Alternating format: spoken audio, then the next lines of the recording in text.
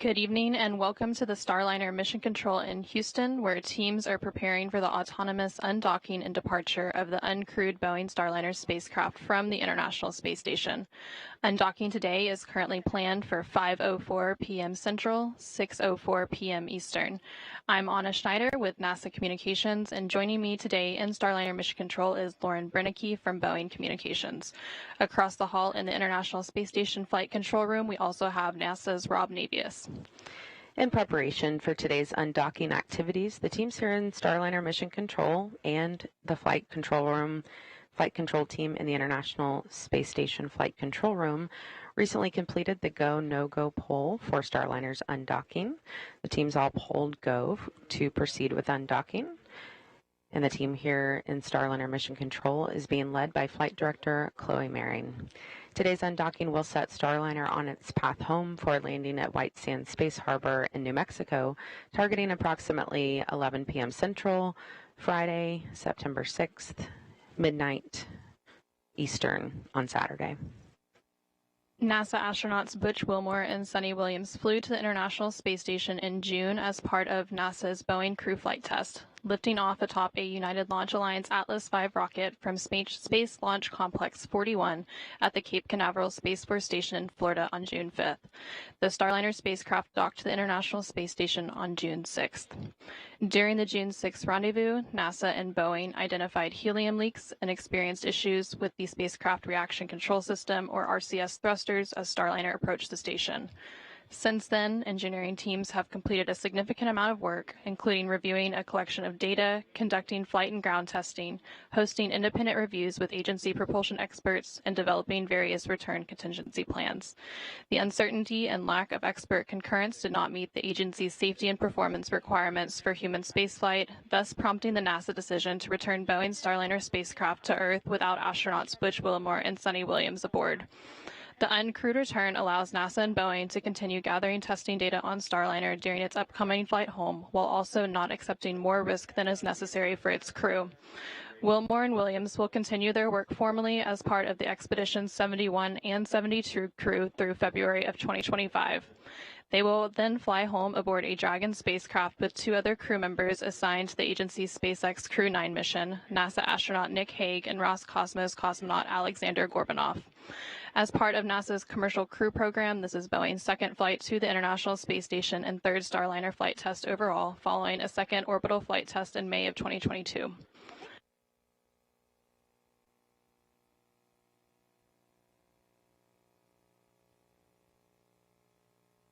Yesterday, the hatches were closed between Starliner and the International Space Station. There are 3 hatches that separate the inside of Starliner from the orbiting laboratory: the Starliner hatch and the APAS hatch and No. 2 forward hatch on the station side. Following hatch closure, teams worked through steps to depressurize the vestibule, which is the area between the station hatch and Starliner hatch that were exposed to the vacuum of space prior to docking. Shortly after the go, no-go poll earlier today, where the joint teams here in the Starliner Mission Control and the International Space Station Mission Control polled go for undocking, NASA astronaut Sonny Williams called down to the flight control team on Space to Ground to share some words with the team before Starliner's departure later today. We'll go ahead and replay that exchange for you now. Station Houston, Space to Ground 2 for Starliner undock status. Go ahead, we're with you. Hey, Sonny, both the Starliner and ISS flight control teams have pulled go for undock at this time. The expected undock time is 22:04. Okay, copy, 22:04. Hey, you know, we're just looking at the flight control roster and like, wow, it is the all-star team. You guys, it is the time to bring Calypso home. You have got this. We have your backs, and you've got this. Bring her back to Earth. Good luck. Sonny and Butch, this is Chloe. Just on behalf of the entire MO team, I know the other flight control teams around the building, we thank you for your endless support over the years. We've enjoyed every training event and every meeting. We remember every setback and every revelation with you.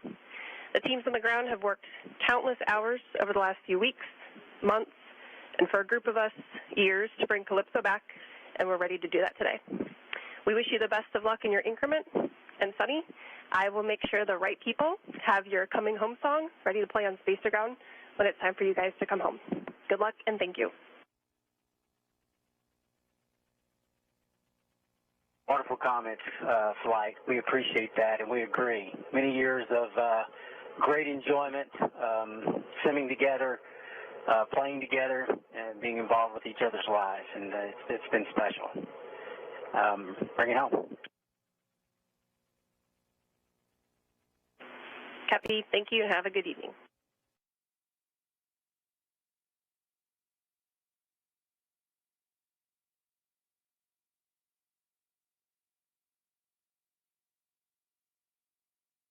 We are now just over 13 minutes away from today's planned undocking. As we continue to approach that undocking, you can see the team here and the Starliner Mission Control team working in tandem with the ISS Flight Control Room across the hallway. Just before we came on the air here, the teams opened up the helium manifold to check Starliner's leak rate. Everything looks good. The teams say the rate remains steady, and we have plenty of margin for the rest of the flight. So let's talk a little bit about what is coming up. At around 5:02 p.m. Central, 6:02 Eastern, we are going to be listening for the authority to proceed for undocking. After the ATP, or authority to proceed, is issued for undocking, the hooks on the NASA docking system will begin to open. There are 12 hooks that seal the surfaces between the docking system and the ISS International Docking Adapter, or the IDA. Once all of those hooks are open, springs on Starliner's docking ring will push the spacecraft away from the space station. So again, we're expecting that undocking at 5:04 p.m. Central, 6:04 Eastern. And then just a few seconds later, at about 5 meters out, our first separation burn. Starliner's thrusters will complete 2 short firings to gradually increase the separation speed to help the spacecraft carefully move away from the orbiting laboratory. The command given to Starliner will be to back straight away to the 200-meter mark, but then a few seconds later, a second command will be given before it gets too far to change that path and head up higher than station. These 12 pre-planned burns will be performed with Starliner's forward-facing reaction control system, or RCS thrusters, which have been performing nominally during this flight. Starliner will then begin a breakout burn, which will take the spacecraft forward and above the station. During this burn sequence, Starliner's thrusters will perform a series of 12 short firings. This entire sequence will take about 5 minutes to complete and will allow Starliner to quickly break out to outside of the approach ellipsoid, or AE. About 4 minutes into this burn sequence, Starliner will exit the keep-out sphere, or KOS. The keep-out sphere is an imaginary 200-meter sphere centered on the space station. Once outside the keep-out sphere, vehicles must provide a 4-orbit safe free drift trajectory. Around 5:10 p.m. Central, that automated breakout sequence will be completed. And then just 15 minutes later, we will be out of the approach ellipsoid. The approach ellipsoid is in the same family as the keep-out sphere, but this time it is an imaginary 3-dimensional ellipsoid around the space station. Vehicles outside the approach ellipsoid have to be on what we call a 24-hour safe free drift trajectory, and that means the spacecraft would not cross over that imaginary line for at least 24 hours, even if it lost all maneuvering capabilities. Once outside the approach ellipsoid, joint operations between the Starliner Mission Control and International Space Station Flight Control Room will conclude, and Starliner will be on a path back to Earth.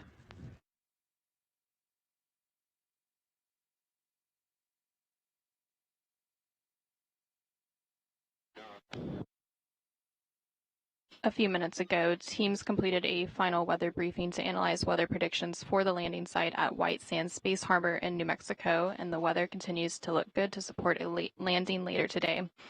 As part of the departure preparations for Starliner, mission managers completed a series of operational and weather checks.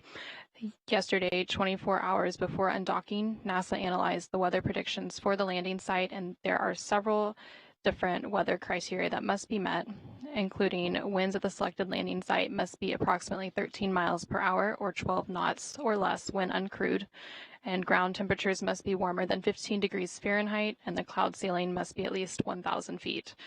1 nautical mile of visibility is also required, and the area must be clear of precipitation, thunderstorms, and lightning within an approximately 22-mile radius.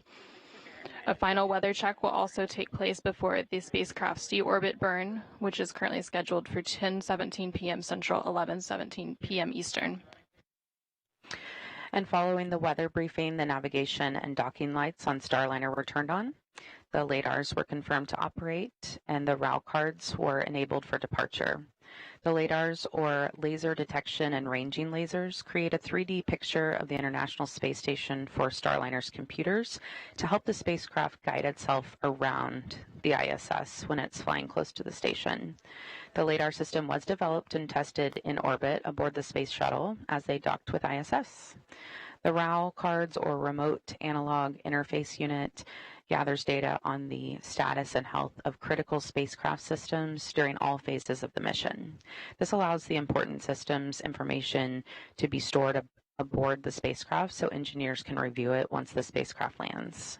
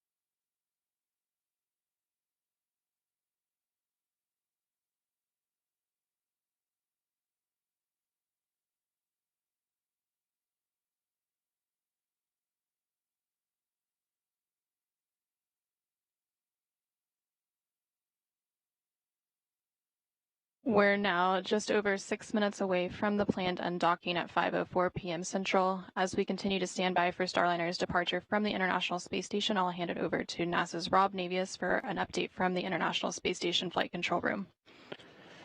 Thanks, Anna. Here in the Space Station Flight Control Room at the Johnson Space Center in Houston, the flight control team led by Flight Director Anthony Varia is in the final moments before the expected undocking of Starliner from the forward port of the Harmony module on the International Space Station. Once the undocking is complete and Starliner has exited the approach ellipsoid that you heard Lauren describe just a moment or two ago, the 9 crew members on board the station, led by Commander Oleg Kononenko, will begin their sleep period. They're going to be moving into an off-duty period on Saturday. The vacancy of the forward port of Harmony will open up that port for the beginning of 2 crew rotations over the next several weeks. Next Wednesday, NASA's Don Pettit and Roscosmos cosmonauts Alexei Ovchinin and Ivan Wagner will be launching from the Baikonur Cosmodrome in Kazakhstan on a 2-orbit rendezvous to reach the International Space Station.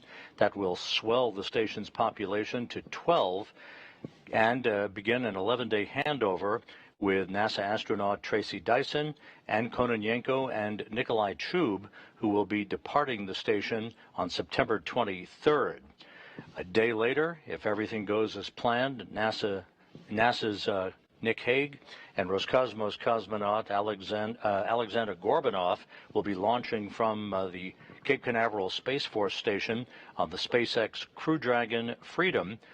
They will be a 2-man crew to reach the International Space Station and provide the orbital Uber, if you will, for Butch Wilmore and Sonny Williams to come home on next February, with Wilmore and Williams completing what is expected to be about a 262-day mission. Meanwhile, the Crew 8 crew, Matt Dominic, Mike Barrett, Jeanette Epps, and Alexander Grebenkin, are in the final weeks of their mission on board the station. They are planning to depart after a 5-day handover with Hague and Gorbanov. That handover will lead the way for a departure on or around October 1st. The Crew 8 crew will then be coming home to bring the station back to its complement of 7 crew members. So with that, we're about 3.5 minutes away from the planned undocking of Starliner. We'll be watching carefully. It will take about 21.5 minutes from undocking for Starliner to exit the approach ellipsoid that you heard Lauren describe a moment ago. That's that 2.5 mile long by 1.2 mile wide corridor, if you will, the neighborhood of the International Space Station. So we'll be following along as Starliner begins its journey home and a landing at midnight Eastern Time at the White Sands Space Harbor in New Mexico. With that, we'll turn it back to you, Anna, in the Starliner control room. Station Houston, Space to Ground 2 for Starliner undock status.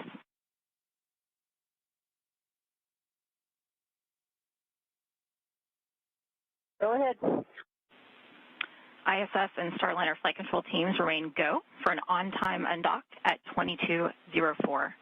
Please perform 1.106 cruise CST 100 approach and departure monitoring steps 2.2 and 2.3. Verbally call Houston when physical step is confirmed. Be advised that NDS hook motors are driving. Space-to-space comm may be ready.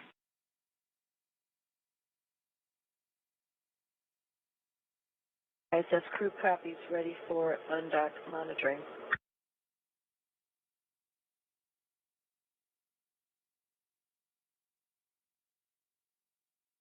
Thank you, Rob. And we just heard some conversation between the crew on the International Space Station and the teams here in the Starliner Mission Control, confirming that we are continuing to be go for an undock in just under 2 minutes from now at 5:04 p.m.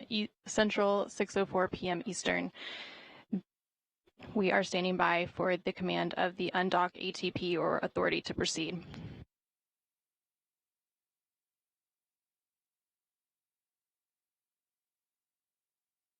Once the authority to proceed is issued for undocking, the NDS or NASA docking system hooks will begin to open, and there are 12 hooks that seal the surfaces between the NDS and the ISS International Docking Adapter, or IDA. Once all 12 hooks are open, springs on Starliner's docking ring will push the spacecraft away from the space station. And Flight Director Chloe Marion just asked for quiet in the room as we are approaching 1 minute out from Starliner undocking.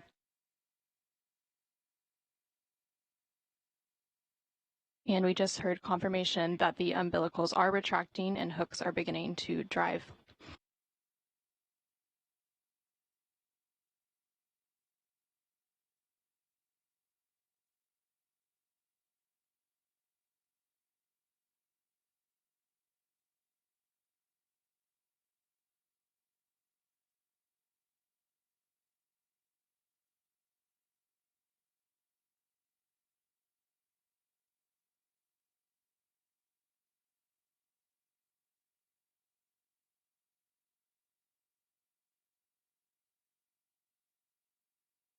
"30 seconds.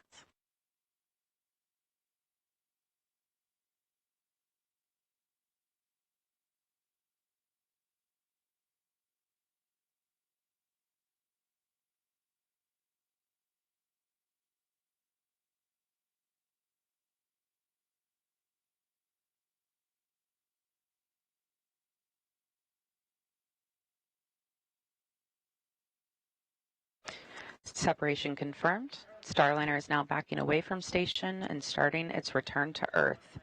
Starliner's thrusters will then complete 2 short firings to gradually increase the separation speed to help the spacecraft carefully move away from the orbiting lab.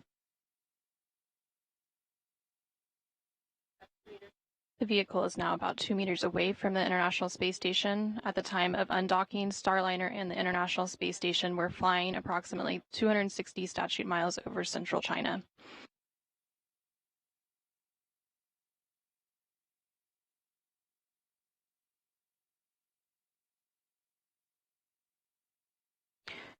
Starliner will be beginning a breakout burn soon, which will take the spacecraft forward and above station. During this burn sequence, Starliner's thrusters will perform a series of 12 short firings. The entire sequence takes about 5 minutes to complete and allows Starliner to quickly break out to outside the approach ellipsoid, or AE. And about 4 minutes into the burn sequence, Starliner will exit the keep out sphere, or the KOS.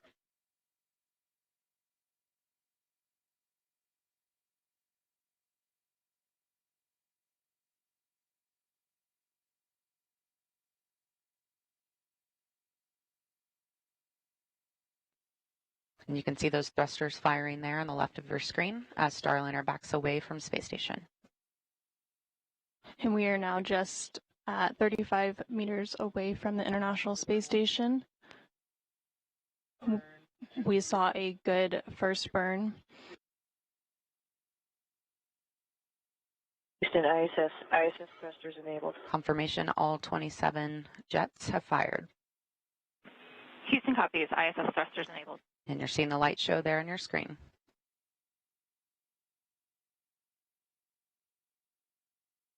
And the first 3 of the 12 firings have completed, and there's about a 100-second pause until the 4th burn.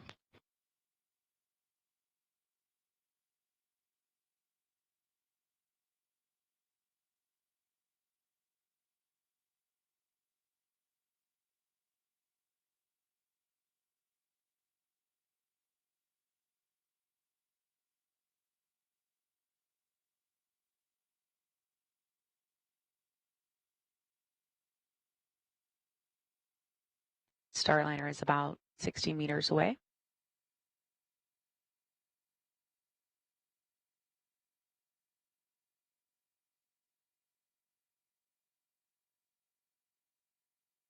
And flight controllers are reporting good attitude and good control. We are standing by for the 4th of the 12 burns in the series of firings as part of the breakout burn. As a reminder, the entire sequence will take about 5 minutes to complete. About 4 minutes into the sequence, Starliner will cross what is known as the keep-out sphere. The keep-out sphere is an imaginary 200-meter sphere centered on the space station. We are 15 seconds away from the 4th burn in the series of 12.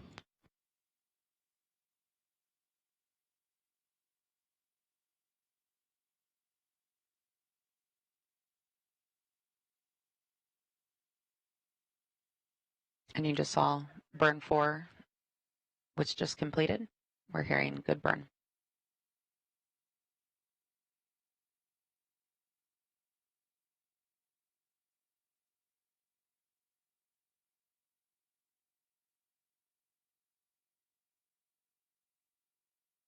And the 5th burn in that sequence of 12 just completed, and it was a good burn.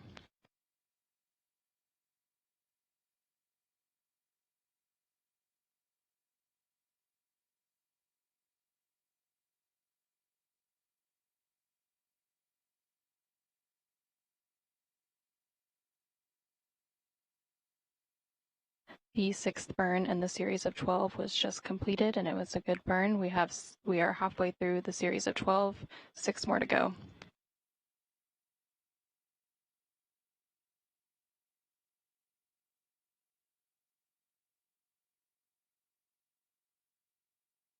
You might be able to see some of those lights on the front of Starliner, a red and a green and a white. Those indicate the different sides of Starliner, and they're used by the ISS crew to watch Starliner move away from the ISS along the undocking axis. And we just heard good confirmation of both burns 7 and 8 completed. Starliner undocked approximately 5 minutes ago and has just a handful of short firings left in its breakout burn, and it is now about 150 meters away from the International Space Station. And we heard confirmation of a good burn 9, 3 more to go.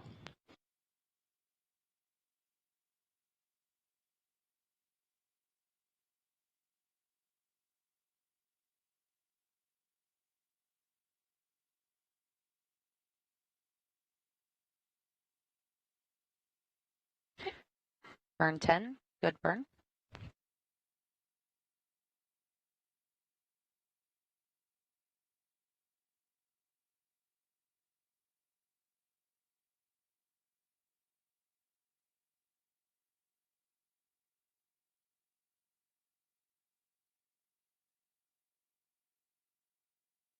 We have one more burn to go, but they have confirmed that Starliner has crossed the Keep Out Sphere, or the KOS, which is an imaginary 200-meter sphere centered on the International Space Station that helps flight controllers here on the ground monitor the arrival and departure of visiting vehicles. Station Houston, Space to Ground 2, Starliner has exited the Keep Out Sphere.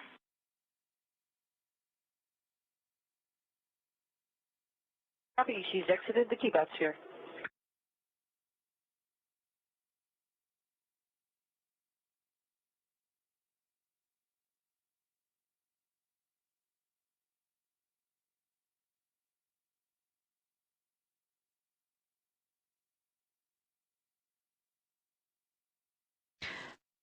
A reminder, this automated breakout sequence was chosen to use Starliner's forward thrusters, which have remained nominal during this flight.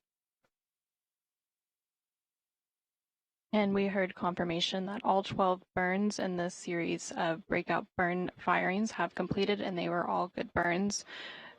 Starliner has crossed the Keep Out Sphere. So the next milestone for Starliner's departure will be crossing the approach ellipsoid, or AE. The AE is another invisible shape monitored by the flight control team, measuring 4 kilometers by 2 kilometers by 2 kilometers. Starliner is scheduled to cross the approach ellipsoid in about 10 minutes. Vehicles outside the AE have to be on what we call a 24-hour safe free drift trajectory, which means the spacecraft would not cross into the approach ellipsoid for at least 24 hours, even if it lost all maneuvering capabilities. Once outside the approach ellipsoid, joint operations between Starliner Mission Control and the International Space Station Flight Control Room will conclude, and Starliner will be on a path back to Earth.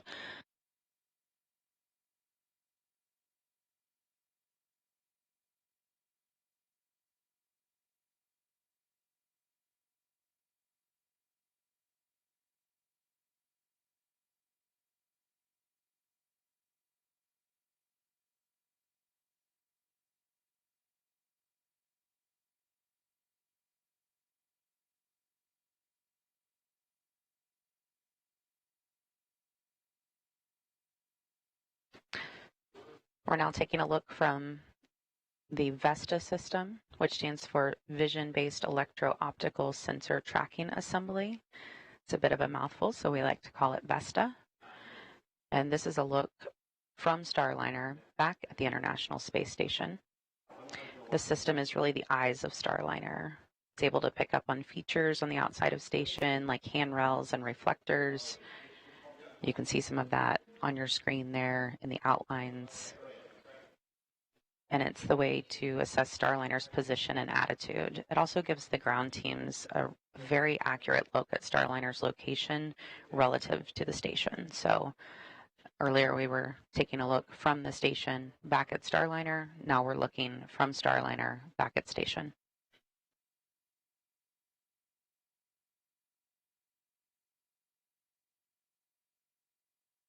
We're just under 10 minutes away from the AE exit, so in the meantime, we will check back in with NASA's Rob Navius in the International Space Station Flight Control Room. Rob? Thank you, guys.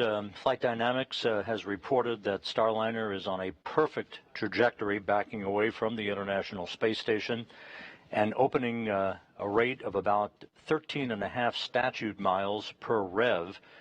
At the time of the deorbit burn, at 10:17 and 13 seconds p.m. Central Time later this evening, the vehicle will be about 56 statute miles away from the International Space Station. That deorbit burn, by the way, will be a 59-second burn to slow Starliner down by 129.9 meters per second, a 4 OMAX burn.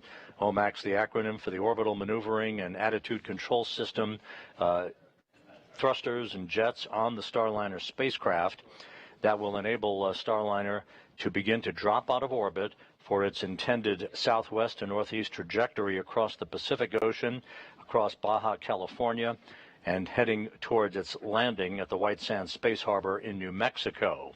With the forward port of Harmony now vacant, that sets the stage, as I mentioned a few minutes ago, for the start of a couple of crew rotations that are coming up.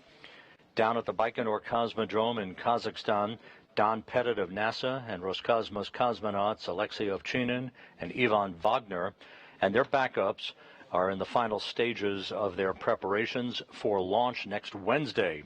Their Soyuz 2.1A booster and the Soyuz MS-26 spacecraft that they will ride to orbit, that vehicle will roll out to the launch pad in Baikonur on Sunday, and then final preparations will lead them to a launch next Wednesday at 11:23 a.m. Central Time, heading for a two-orbit, 3-hour, 10-minute journey to dock to the International Space Station's Rassvet module.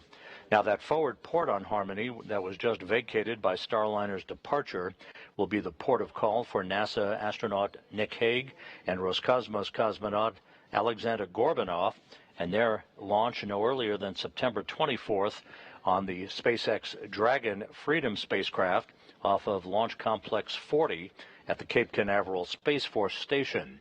That will be about a 30-hour transit for those two crew members to reach the International Space Station and the automated docking to the forward port of Harmony. Ultimately, Hague, Gorbanov, Butch Wilmore, and Sonny Williams will do a relocation of the SpaceX Dragon spacecraft from the forward port of Harmony to the zenith port of Harmony, opening up that forward port for the arrival of the next SpaceX cargo ship, SpaceX 31, that's scheduled for launch in October. So a lot of activities lying ahead for the space station crew.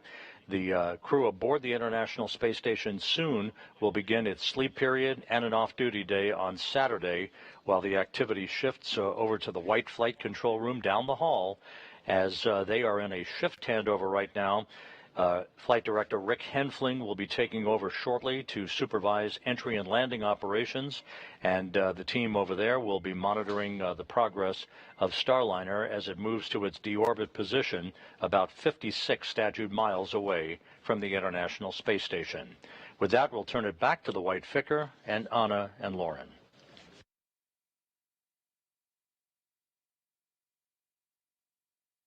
Thank you, Rob. Starliner is now about 750 meters away from the International Space Station as it continues to make its way to the approach ellipsoid exit. Again, that approach ellipsoid exit is targeted for 5:25 and 30 seconds p.m. Central Time, 6:25 and 30 seconds p.m. Eastern Time, and everything continues to proceed as planned with Starliner's departure and return back to Earth. And you're looking live at Starliner in free drift. Engineers are telling us that the breakout burns all went well. Thrusters are all looking good. Everything is nominal as we continue up and around space station and head back to Earth. Again, Starliner undocked just a short while ago from the International Space Station at 5:04 p.m. Central, 6:04 p.m. Eastern, as the space station and Starliner were flying approximately 260 statute miles over central China. And shortly after that physical separation, Starliner's thrusters completed 2 short firings to gradually increase the separation speed and help the spacecraft carefully move away from the orbiting laboratory as part of the separation burns. And then Starliner began the breakout burn, which was a series of 12 short firings, which allowed the spacecraft to quickly move outside the keep-out sphere, and it is now approaching the approach ellipsoid exit. And once Starliner is outside of the approach ellipsoid, the joint operations between teams here in the Starliner Mission Control and the International Space Station Flight Control Room across the hall will end, and Starliner will be back on its path to Earth.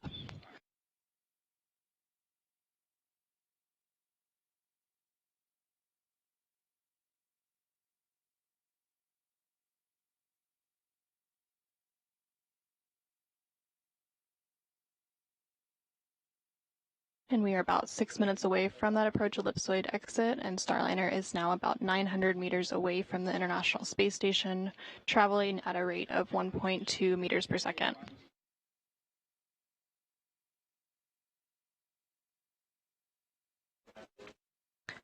That dot in the center of your screen is Starliner, looking from space station.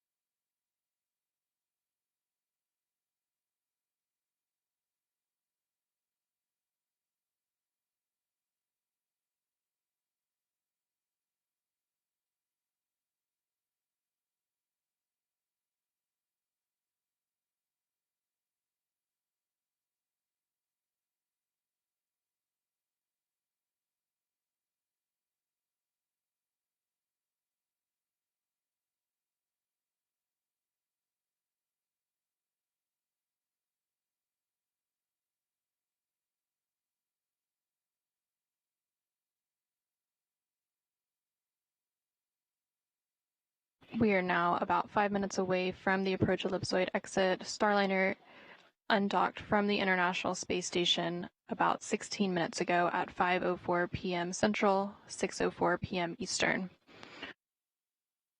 Starliner is now just over 1,000 meters away from the International Space Station.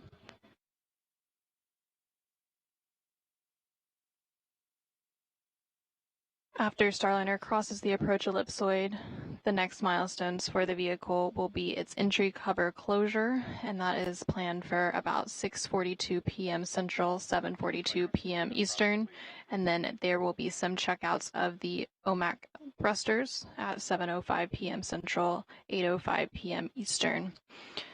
And then after that, we get into the entry and landing coverage, and the go-no-go for the deorbit burn will be at approximately 9:57 p.m. Central, 10:57 p.m. Eastern, following with the deorbit burn about 20 minutes later at 10:17 p.m. Central, 11:17 p.m. Eastern.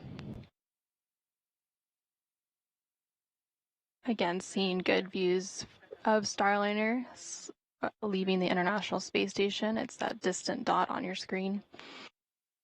vehicle is now about 1,120 meters away from the International Space Station.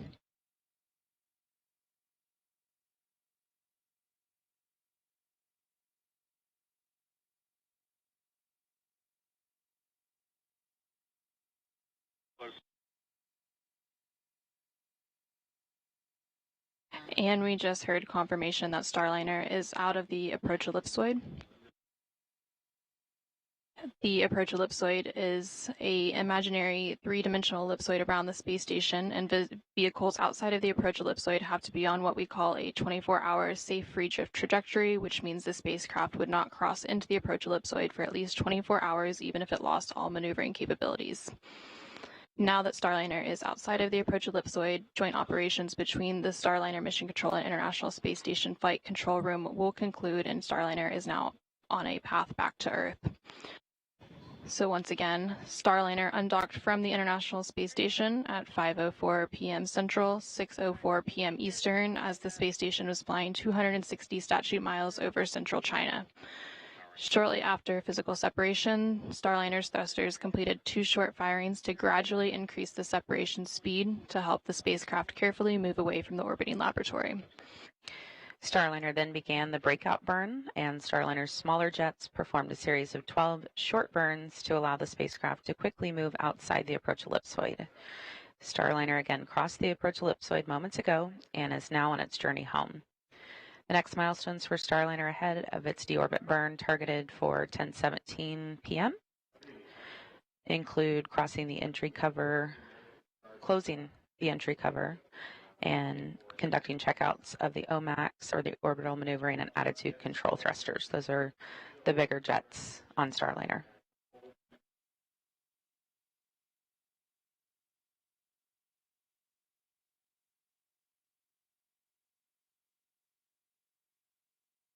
For now, let's check in one final time with NASA's Rob Navius following Starliner's exit from the approach ellipsoid.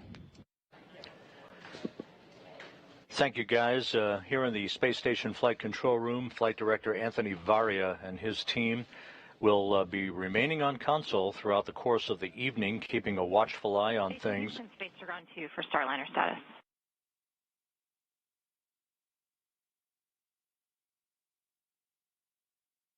Go ahead. Calypso has exited the approach ellipsoid. Sunny, we are ready for RWS teardown when you are.